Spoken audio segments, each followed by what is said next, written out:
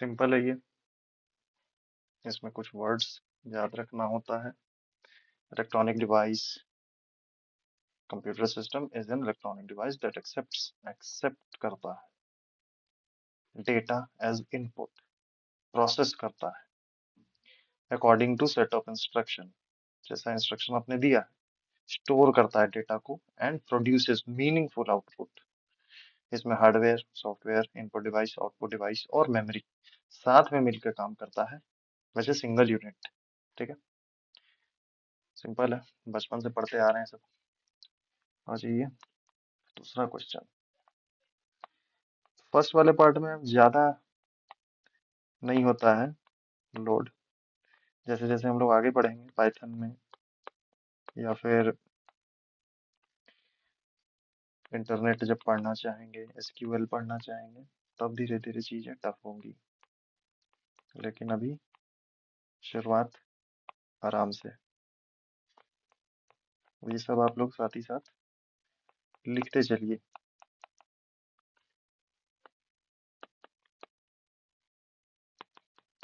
और एक चीज बता देते हैं, जिस किसी का भी टीयर 1 में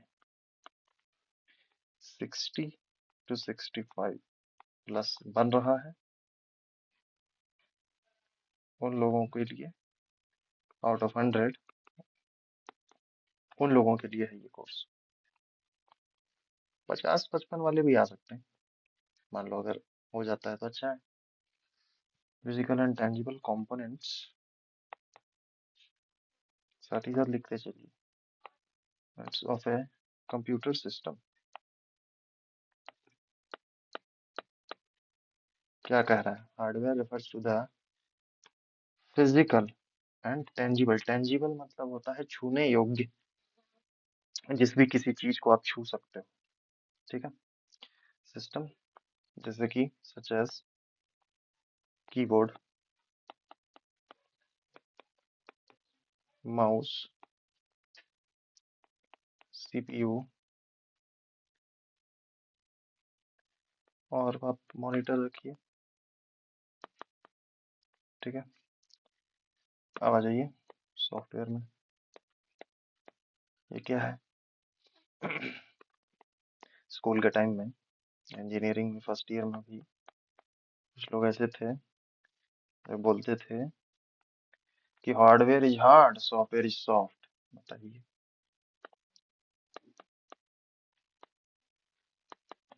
एक बार सेकंड सेमेस्टर का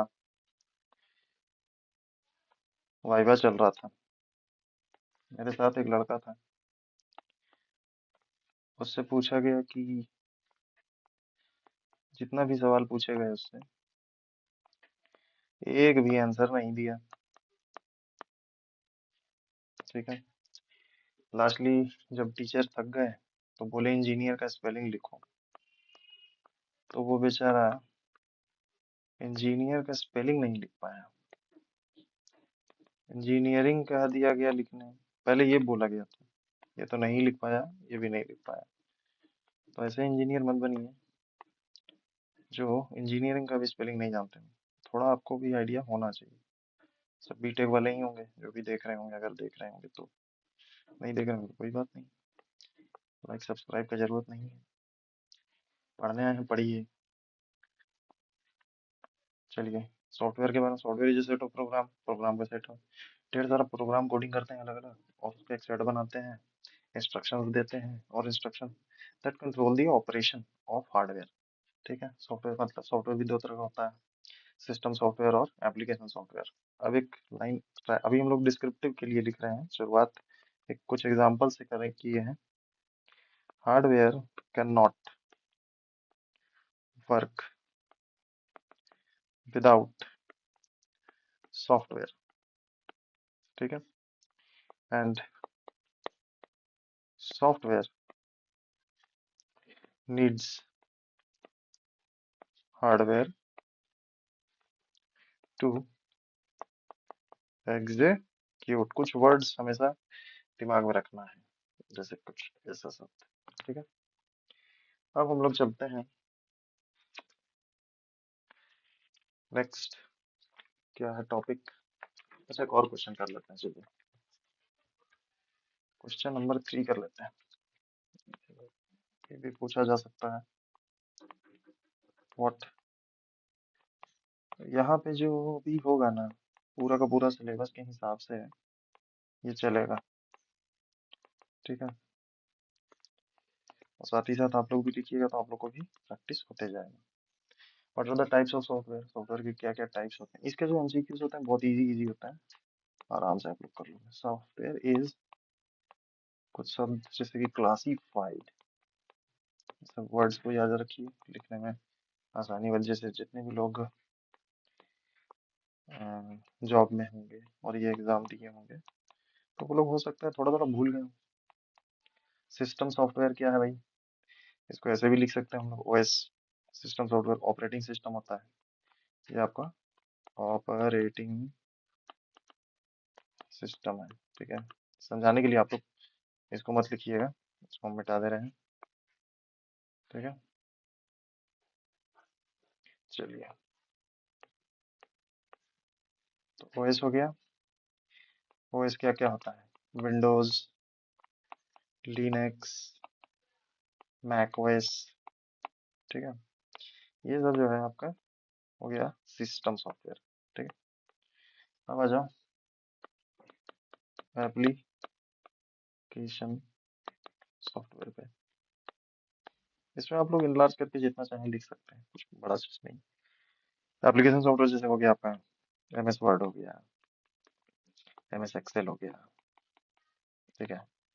फिर आपका पावर पॉइंट हो गया, ठीक है। इसमें आपका एंड्रॉयड भी आता है, एंड्रॉयड भी ऑपरेटिंग सिस्टम। इसमें चलो अमेजोन लिख लेते हैं, आसानी है समझ में। अब आ जाइए यूटिलिटी यूटिलिटी सॉफ्टवेयर, ठीक है। यूटिलिटी सॉफ्टवेयर में क्या क्या आता है, जैसे एंटीवायरस हो गया, डिस्क क्लीनअप, जैसे टूल्स होते हैं, डिस्क क्लीनअप टूल्स हो गए, ये सब आपका यूटिलिटी सॉफ्टवेयर में। चलिए, तो हम लोग का जो फर्स्ट हम लोग का क्या क्या कंप्लीट हो गया।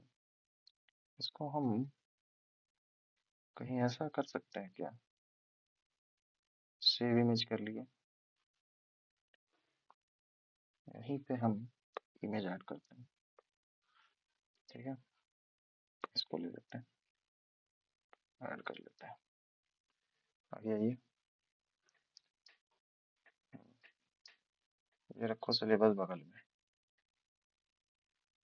हो गया डन, अभी कहीं नहीं जाएगा। तो हम लोग कंप्यूटर सिस्टम हो गया, हार्डवेयर हो गया, सॉफ्टवेयर हो गया। अब हम लोग चलेंगे input device output device CPU पे, ठीक है। अब आ जाइए प्रॉपर जगह पे, इनपुट डिवाइस, ठीक है। इनपुट डिवाइस पे आ गए हम लोग। अब देखिए इनपुट डिवाइस का क्या सीन है। इनपुट डिवाइस क्या होता है, कीबोर्ड हो गया, माउस हो गया, स्कैनर हो गया, माइक्रोफोन हो गया, वेबकैम हो गया। चलिए थोड़ा इसके बारे में लिख लेते हैं। ये क्या है, हार्डवेयर है कि सॉफ्टवेयर है, ये हार्डवेयर है ना। Input device are hardware components used to enter data, data को डालने में काम आता है चीजें, या इंस्ट्रक्शन भी दे सकते हैं, जैसे कोडिंग करते हैं अपन, इनटू कंप्यूटर सिस्टम, सिंपल, ठीक है। अब आ जाइए, ऐसा समझिए कीबोर्ड क्या करता है, ये करता है टेक्स्ट इनपुट, ठीक है। माउस क्या करता है, सेलेक्ट करने में काम आता है, पॉइंटिंग डिवाइस है ना। पॉइंटिंग डिवाइस है, पॉइंट करके सेलेक्ट करने में काम आता है, राइट क्लिक लेफ्ट क्लिक, है ना। स्कैनर क्या करता है, आधार कार्ड स्कैन करवाते हैं ना, तो ये कन्वर्ट करता है, क्या करता है, हार्ड कॉपी है आपके पास Aadhaar card to soft copy, simple. अगला है माइक्रोफोन, जिससे अभी आप लोग मेरा आवाज सुन पा रहे हैं, ठीक है। ये क्या करता है, ऑडियो को इनपुट करता है, बढ़िया। अब एक वेबकैम भी होता है, आप लैपटॉप के ऊपर देखते होंगे, इमेज या वीडियो इनपुट कराता है, ठीक है, वेबकैम से।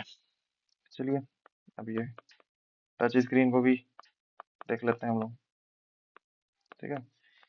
ये क्या करता है, touch screen both input and output, ठीक है।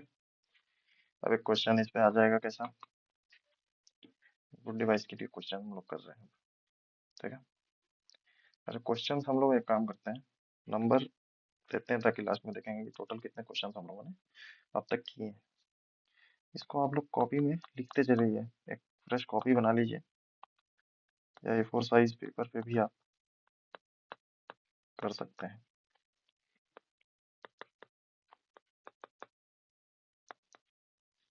ठीक है।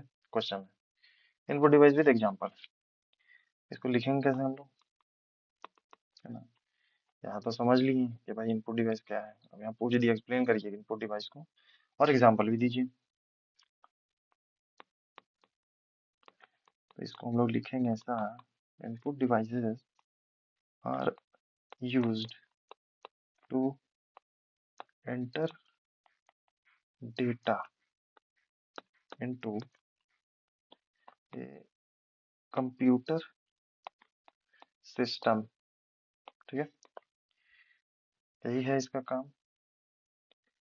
अब एक एग्जांपल देते हैं, E.G.कॉमा कर दीजिए, कॉमा गड़बड़ा गया, चलिए हाँ,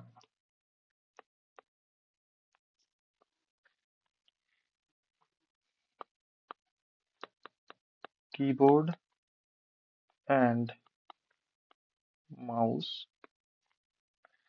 are commonly used input devices, ठीक है। अगला हम लोग लिख लेते हैं, scanner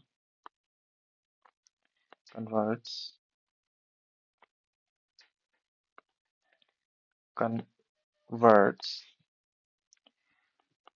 printing documents into digital form, ठीक है। चलो एक और ले लेते हैं, microphone is used to input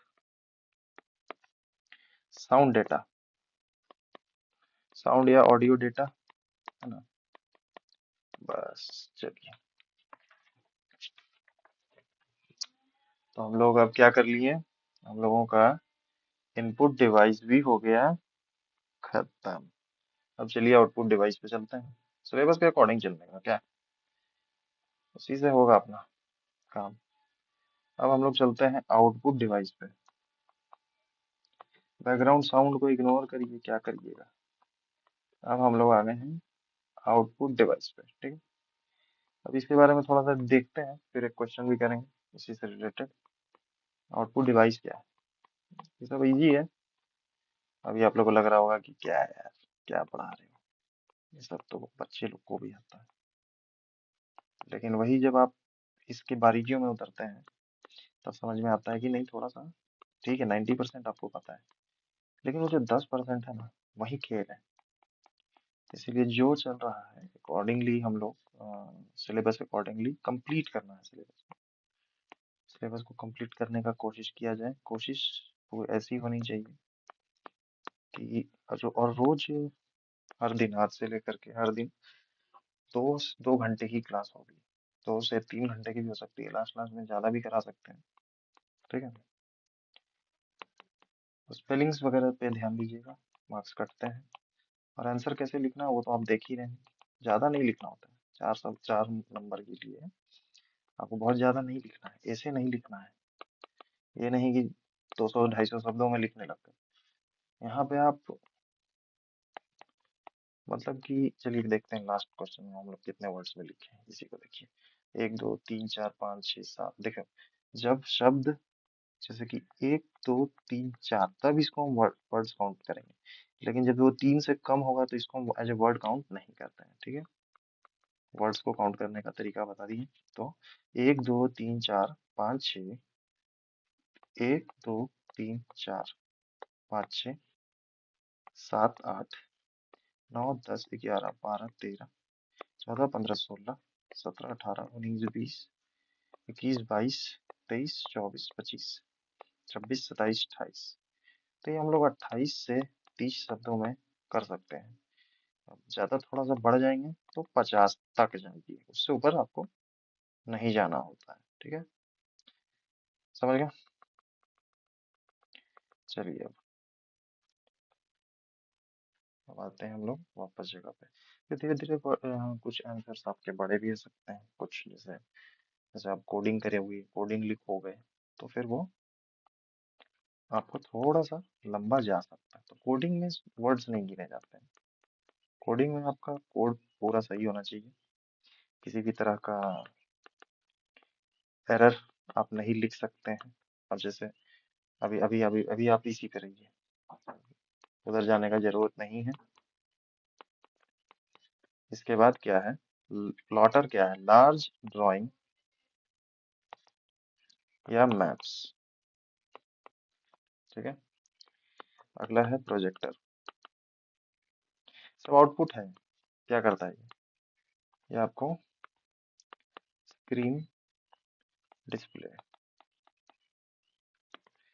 बहुत लोग पीडीएफ मांगेंगे, हम पीडीएफ आप लोगों को नहीं देंगे, पहले बता दे रहे, नो पीडीएफ। क्यों? क्योंकि एग्जाम में पीडीएफ काम नहीं आएगा। अब अगला क्वेश्चन पे आते हैं। क्वेश्चन नंबर कितना हो जाएगा, ये क्वेश्चन नंबर हो जाएगा 5। 5 को देख लीजिए। 5 क्या क्वेश्चन है, what are output devices. Same उसी तरह से है, गिव एग्जांपल्स, ये आप आराम से कर लोगे। लेकिन इसको लिखने का तरीका क्या है, hardware component that displace the processed result of a computer system. ठीक है, बहुत अच्छा अच्छा लिखे हम लोग शुरू में। आंसर लिखते वक्त थोड़ा सा हम लोग कोशिश करते हैं अच्छा लिखने की। चलो, आउटपुट डिवाइसेस। देखो आंसर लिखने का सबसे अच्छा तरीका, शुरुआत उस शब्द से करो जो पूछा गया है। जैसे कि ये, ठीक है, प्रेजेंट्स, प्रेजेंट करता है। प्रोसेस्ड, जो प्रोसेस्ड हो चुका है। इंफॉर्मेशन, ठीक है। टू यूजर्स, यूजर्स कौन होता है, हम और आप। ठीक है, monitor, displays output on screen. ठीक है, एक हो गया, कॉमा दे दिए। एग्जाम्पल भी इसी के साथ चलाते रहें। Printer produces hard copy of a PDF file भी लिख सकते हो। स्पीकर, लेकिन सिर्फ पीडीएफ नहीं, बहुत सारा चीज निकलता है वहां से। डॉक्स का भी फाइल निकल जाएगा, एमएस वर्ड का भी फाइल। तो ऐसा कुछ नहीं है कि सिर्फ पीडीएफ को ही निकालेगा। Speaker, output, sound. ठीक है, these devices, आगे लिखते हैं हम लोग, these devices help users understand। किस चीज के लिए अंडरस्टैंड कराता है ये डिवाइस जो है, वो किस पे आपको क्या समझाने का क्वेश्चन, क्या समझाने का, उसका क्या अंडरस्टैंड करते हैं आप अंडरस्टैंड करते हैं कंप्यूटर जो रिजल्ट्स दे रहा है, वो कुछ भी हो सकता है। सॉफ्टवेयर हो सकता है, प्रोग्राम हो सकता है, पीडीएफ का फाइल हो सकता है। ठीक है, तो अपन क्या कर लिए अभी, हम लोग आउटपुट डिवाइस भी डन कर लिए। अब हम लोग चलेंगे सीपीयू में। ठीक है,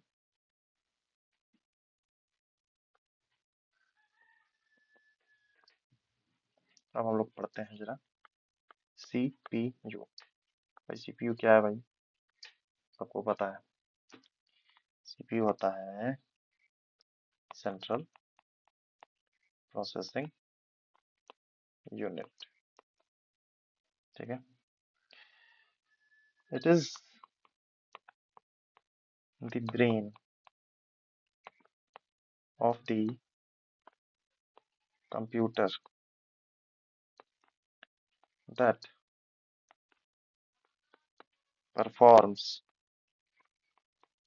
processing and control all operations। ठीक है, अब सीपीयू के पार्ट्स को भी देख लिया जाए। पहला पार्ट होता है इसका एएलयू, यानी कि अरिथमेटिक लॉजिक यूनिट।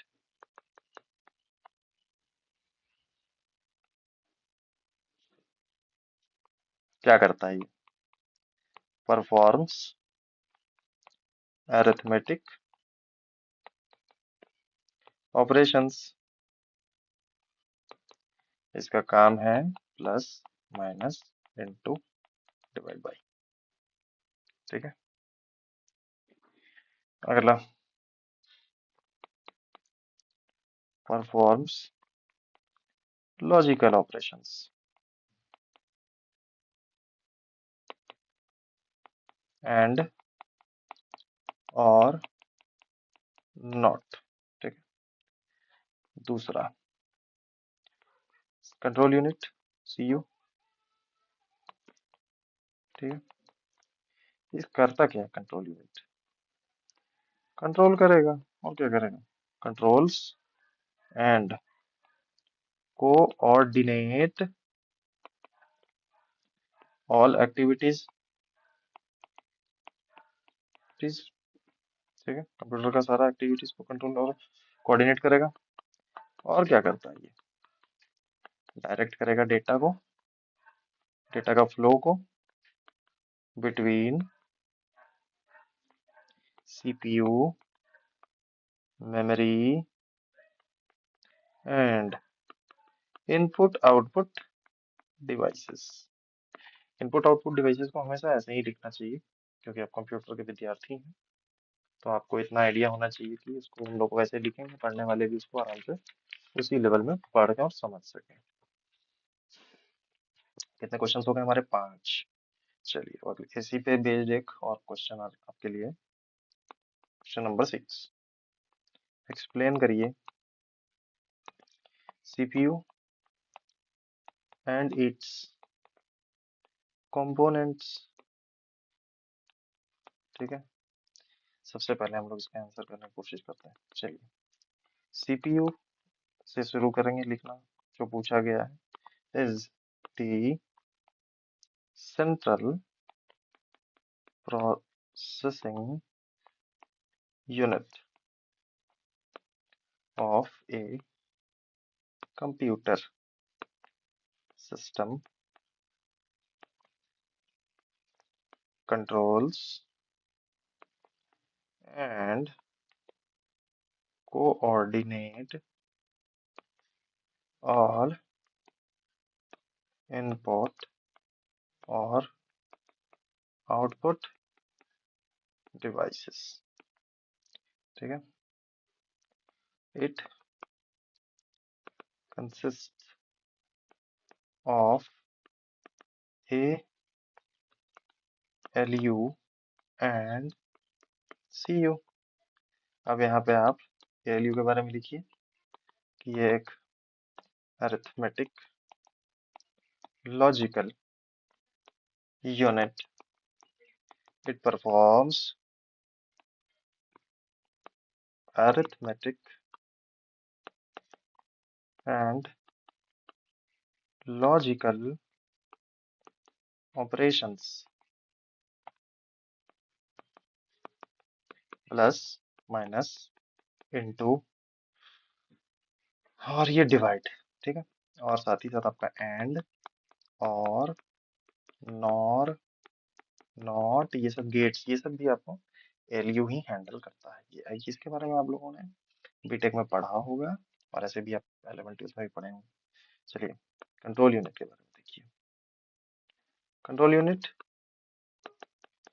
क्या करता है भाई? भाई अभी हम लोग पढ़ चुके हैं, कंट्रोल्स एंड कोऑर्डिनेट्स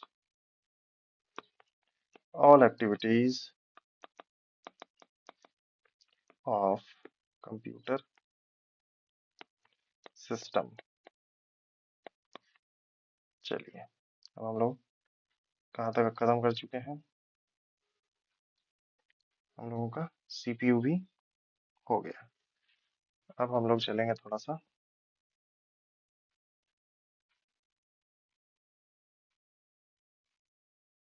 बड़ा होता है क्या ये? जूम नहीं होता है, चलो हटाओ यार। ठीक है, तो हम लोग कहाँ तक हो गया काम? सीपीयू तक हो गया। अभी हम लोग इस पे हैं आज, ठीक है। हम लोग इसमें हैं अभी, फटाफट करते हैं। चलो 6 तक हो गया, 6। अब memory and unit of memory, ये डन हो गया। अब आ जाइए, चलिए memory and units of memory.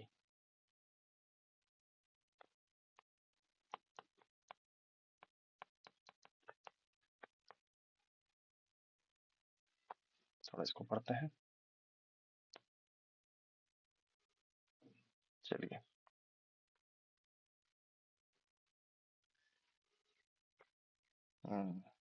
ये तो बढ़िया बन गया,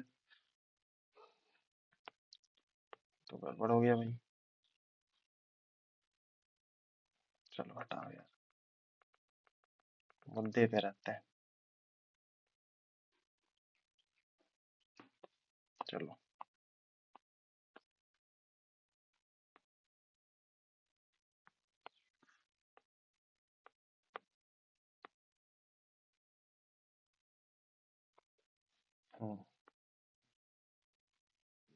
memory and units of memory. चलिए बढ़ते हैं इसमें। क्या है मेमोरी? क्या होता है कंप्यूटर मेमोरी, बताइए, सोचिए या तो लिखिए। It is use to store data. हम लोग अपना सारा फाइल्स, डेटा हो गया, इंस्ट्रक्शंस, कोडिंग्स वगैरह हो गए, जैसे कि हम लोग लिखते हैं ना डॉट पी वाई, है ना, इंस्ट्रक्शंस हो गए and results temporarily temporarily temporarily और permanently for processing by the CPU। ठीक, क्लियर हो गया। टाइप्स देख लेते हैं इसका, ये अभी हम लोग पढ़ रहे हैं। टाइप्स देखिए, एक होता है इसका प्राइमरी, एक होता है इसका सेकेंडरी, और एक होता है इसका कैश। ऐसा आप मतलब कि डायग्राम बना करके भी बता सकते हैं क्या है नहीं। अब आ जाइए प्राइमरी मेमोरी के बारे में थोड़ा जानते हैं, इधर ही लिखते हैं। ये जो होता है प्राइमरी मेमोरी, ये इसको सीपीयू जो है ना वो डायरेक्टली एक्सेस कर सकता है, ठीक है। सीपीयू के पास इसी का एक्सेस रहता है, सीपीयू के पास, ठीक है। अब इसके भी जो है टाइप्स हैं। आप लोग कॉपी में दिक्कत हो रहा है लिखने में, तो आप लोग अलग अलग भी करके लिख सकते हैं। जैसे प्राइमरी अलग लिख लीजिए, सेकेंडरी अलग लिख लीजिए। अब ये प्राइमरी लिख लीजिए, फिर सेकेंडरी लिख लीजिएगा, सिंपल। टाइप्स में क्या है भाई, दो टाइप होता है इसका, रैम, और एक टाइप होता है रोम। प्राइमरी मेमोरी के दो टाइप्स होते हैं, रैम एंड रोम। रैम का फुल फॉर्म होता है रैंडम एक्सेस मेमोरी, सबको पता है। ये होता क्या है, वोलेटाइल इन नेचर रहेगा ये, वोलेटाइल, सॉरी, चलिए वोलेटाइल हो गया। वोलेटाइल का मतलब क्या होता है, मतलब अगर लाइन कट गया आपके घर का और सीपीयू यूपीएस आप नहीं यूज करता है या बैटरी नहीं है, तो आपका डेटा जो होगा वो लॉस्ट लॉस्ट हो जाएगा, मतलब खत्म, बीच में ही उड़ गया, सारा मेहनत पानी में जाएगा। रैम में ये होता है, वोलेटाइल होता है, ठीक है। दूसरा है ये टेम्पोररी स्टोरेज है ये, इसीलिए तो लाइन कटने से उड़ जाता है सारा जो भी आपका था। और ये जो होता है ना, इसके बारे में एक बात कहते हैं कि ये फास्टर होता है सेकेंडरी मेमोरी से, ठीक है। और यूज्ड ड्यूरिंग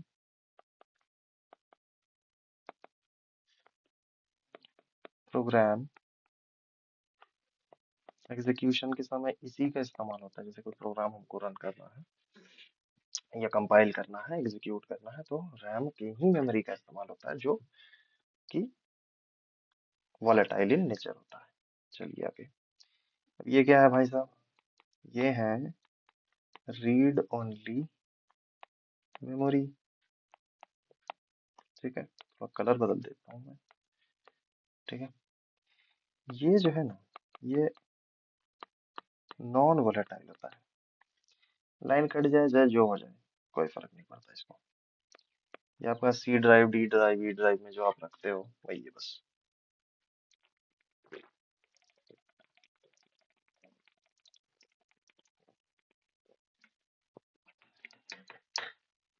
चलिए, हाइड्रेटेड रहना बहुत जरूरी होता है, पानी पीते रहिए। स्टोर्स बीआईएस या फर्मवेयर कहिए, आप लोग स्क्रीनशॉट भी ले सकते हैं अगर आपको लिखने की इच्छा नहीं है। ऐसे लिखना चाहिए क्योंकि भी लिखने ही का एग्जाम है, 40 में तो आप जो करिएगा करिएगा, बट लिखने में लगभग लगभग सभी को लगभग लगभग बराबर नंबर ही आना है, ठीक है। बराबर या ऊपर नीचे थोड़ा मोड़ा होगा 60 में, मतलब से मान के चलो 40, 41, 35, 41, 44, 45। मेन जो गेम है ना, वो आपका एमसीक्यू में है 40, उसमें 35 to 40 स्कोर करना ही करना चाहिए, तो 40 में 30 to 35, ठीक है। तो रोम रोम क्या है, नॉन वोलेटाइल है, लाइन कट जाएगा कोई दिक्कत नहीं है। आपका सी ड्राइव में जो डेटा है, डी ड्राइव में जो डेटा है वो वही रहेगा, वो रीड ओनली मेमोरी होता है। स्टोर करता है बीआईओएस को। बीआईओएस क्या है, बीआईओएस, इसके बारे में जान लीजिए। इसको कहते हैं basic input output device. Firmware क्या होता है, फर्मवेयर मतलब ये एक तरह का इनबिल्ट इनबिल्ट मतलब प्रोटेक्शन है, ये एक तरह का। जब भी आप किसी भी तरह का अनवांटेड चीज आता है आपके लैपटॉप या कंप्यूटर में, तो फर्मवेयर जो है आपको प्रोटेक्शन देता है। ये सब आपको read only memory. Permanent in nature, permanent है, लाइन कटे चाहे कंप्यूटर उड़ जाए, लेकिन रीड ओनली मेमोरी अगर जीवित है तो नेचर उसका परमानेंट रहेगा, डेटा उसमें परमानेंटली सेव्ड रहेगा। बूटिंग, बूटिंग क्या है, जब आपका कंप्यूटर या लैपटॉप हैंग हो रहा है, बहुत ज्यादा परेशान कर रहा है, एकदम खुल ही नहीं रहा है, समझ रहे हैं ना, किसी तरह का इशू आ गया है तो हम लोग क्या करते हैं, पेन ड्राइव या सीडी या डीवीडी, अब तो डीवीडी सीडी तो दिखता नहीं है, सीडी में तो आएगा भी नहीं, डीवीडी से हम लोग बूट करते हैं। ठीक है, बूट करते हैं, फिर उसके बाद एनएसडीएल की मदद से ड्राइव्स को, C drive, D drive, E drive, F drive, हम लोग बचपन में बहुत किए हैं सर। मतलब गेम खेलते थे, कंप्यूटर खराब होता था तो फिर बूट कर देते हैं, और बूट करने के लिए हमको used during booting.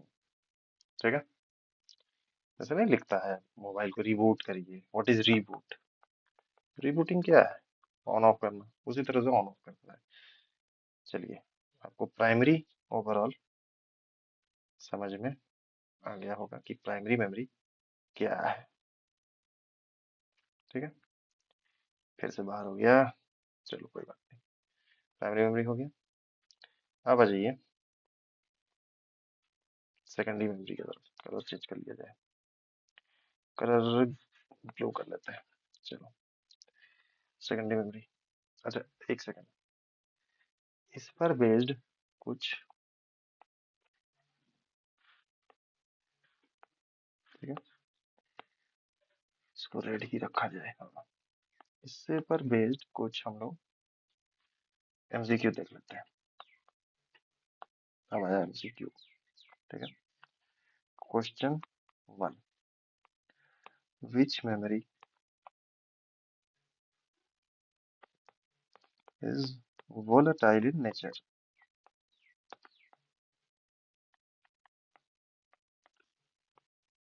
Option A, B, C, D. Option A है आपका रैम, बी है आपका रोम, हार्ड डिस्क भी लिख लिया जाए, और सीडी भी लिख लिया जाए, और डीवीडी कर दो। बताइए कि वोलेटाइल मतलब, वोलेटाइल का मतलब क्या हुआ, लाइन कटने पे हो गया, तो कौन था वो आपका हो जाएगा रैम। ठीक है, आंसर है ए, रैम।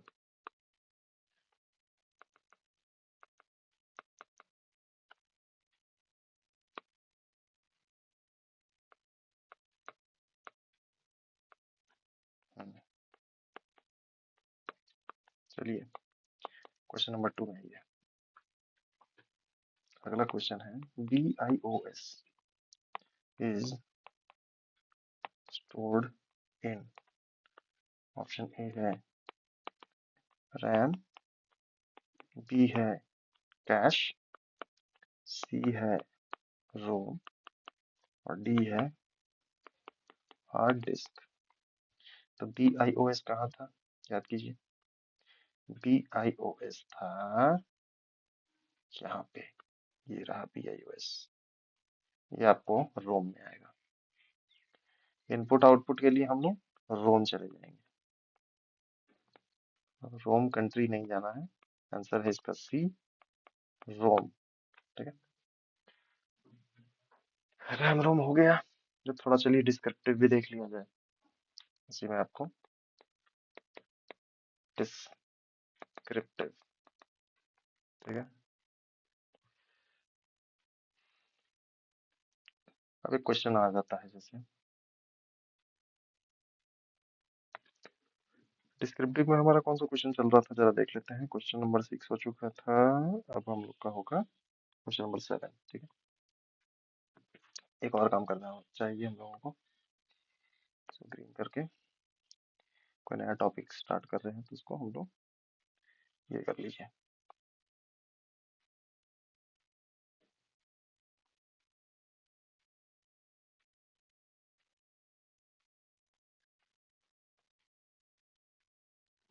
हम्म, हैंग कर रहा है, लगता है इसको भी बूट करना पड़ेगा। चलो, डिस्क्रिप्टिव में आ जाते हैं हम लोग। क्वेश्चन देखो क्या है, ओ सॉरी,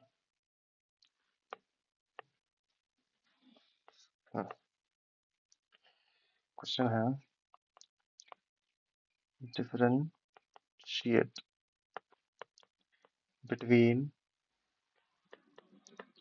रैम एंड, इस चैप्टर से एक सवाल तो आना निश्चित है, और उस एक सवाल को अगर हम लोग सही से करें तो 4 का 4 नंबर हम लोग, सॉरी, इसको लिखने का तरीका और अच्छे से अगर हम लोग लिखना चाहें तो ऐसा लिखते हैं इसका, the difference between RAM and ROM are as follows. अब लिखेंगे हम लोग रैम, इधर लिख देंगे हम लोग रोम, और यहाँ पे खींच देंगे एक लाइन। चलिए, लाइन हो गया। हर बार कट जाता है ये, चलो हटाओ। पहला, इधर भी पहला, ये वोलेटाइल है, मतलब लाइन कटा तो सब उड़ा, ये नॉन वोलेटाइल है। दूसरा, टेम्पोररी इसमें स्टोरेज होता है, और इसमें परमानेंट स्टोरेज होता है। तीसरा, ये यूज करते हैं हम लोग, मतलब सिस्टम इसको यूज करता है एग्जीक्यूशन के समय में। क्यों क्यों करता है इसको एग्जीक्यूशन के समय में? रैम का इस्तेमाल इसीलिए होता है क्योंकि सिस्टम को बहुत स्पीड में चाहिए होता है ताकि उसको प्रोसेस कर सके। तो रोम में रखिएगा तो उसको समय लगेगा, यहाँ पे जल्दी होता है। सॉरी, यूज ड्यूरिंग, इसको हम लोग बूटिंग के समय पे यूज करते हैं, ठीक है। 4 नंबर का है, तो हम लोग 4 पॉइंट लिखेंगे, और इसका खेल हम लोग यहीं पे कर देंगे समाप्त, ठीक है। चलिए, हो गया ये एक हमारा, हो गया ये। अब हम लोग थोड़ा सा बढ़ते हैं कैश मेमोरी की तरफ।